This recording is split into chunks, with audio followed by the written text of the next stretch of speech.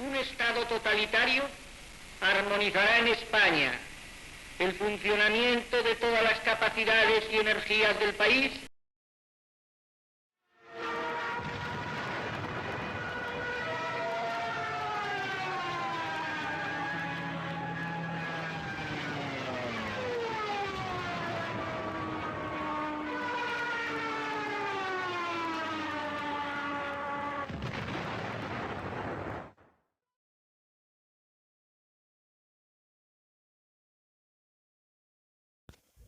Gaur kontatuko dugun historiari buruzko kontakizuna agozago eta belaunaldi transmititu izan da denboran zehar.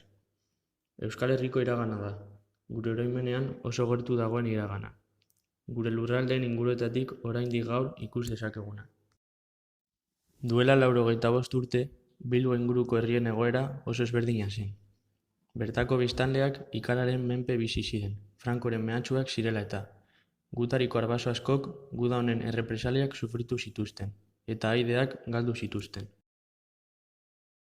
Frankoren erasoetatik babesteko, euskal biztanleek oraindik gaur ikus dezakegun burdinezia ezarri zuten Bilboren inguruan. 1926-1927 urteetan eraiki zen Espainiako guda zibil garaian. Alejandro Goikoetxea izan zen ingeniari kapitaina, eta 13 arkitekto, 12 ingeniari industrial, 2 meategi ingeniari agronomo bat, 3 arkitekto tekniko eta 16 kontratista zeuden Goikoetxearen esanetara, eta Pedro Murgaren esanetara, bere laguntzailea. Altzairuz, sementuz eta hormigoiz eginda zegoen batez ere. Hasiera batean 8.500 langile inguru zeuden lanean, baina 1927an zifra 3.000 langiletara murriztu zen. Fortifikazio sistema bat zen, defentsa sistema bat barneratuta zuena erasoetatik babestu ahal izateko. Hesia, trintxerez eta bunkerrez osatutako ilarak ziren, eta haren helburua defentsa estatiko batekin erasoei eustea zen. Eraikinak 50 milioi pesetako kostua izan zuen, eta 80 kilometroko perimetroa okupatzen zuen. Gainera, artilleria eta metralladora postu ugari zituen. Baina erasotzaile frankistek erasotu zutenean, defentsen 28% bakarrik zegoen defendatzeko prest. Honi buruzko informazioa lortzeko, Berangoko Burdineziko Museora hurbildu gara, Bizkaia osoan bakarra dena. Haren zuzendariarekin, Aitor Miñambres, hitz egin dugu eraikinaren xehetasunak ezagutzeko. Vale, primero preguntas un poco para introducir y pues para decirnos quién eres y qué haces en Verango y qué relación tienes con lo que es el museo. Bueno, pues soy la persona responsable del Museo Memorial del Cinturón de Hierro. Y el Museo Memorial del Cinturón de Hierro está en Verango pues porque el Ayuntamiento de Verango tenía inquietud por este tema y porque de alguna manera el Cinturón de Hierro también empezaba en Verango. El 22 de septiembre del 2012, coincidiendo con el 75 aniversario de la Guerra Civil. ¿Lo hicisteis a propósito? Sí. No. ¿Y tuvisteis algún problema en el museo? No. Ni subvención ni nada. Digamos que es un museo municipal. Entonces el ayuntamiento usó el centro, el contenido, o sea, el continente, las vitrinas, los paneles, el local, todo, y muchos particulares prestaron sus colecciones para poder exponerlas. Eso te iba a preguntar ahora, que todo lo que podemos ver aquí, por los trajes de las armas, el material y todo, ¿dónde lo habéis sacado? Pues en su mayoría son colecciones particulares y en una parte muy pequeña son donaciones de personas que lo tenían en casa y que nos lo han querido. ¿Personas que lo tenían en casa guardado? Sí, que tenían algún objeto y que lo querían traer.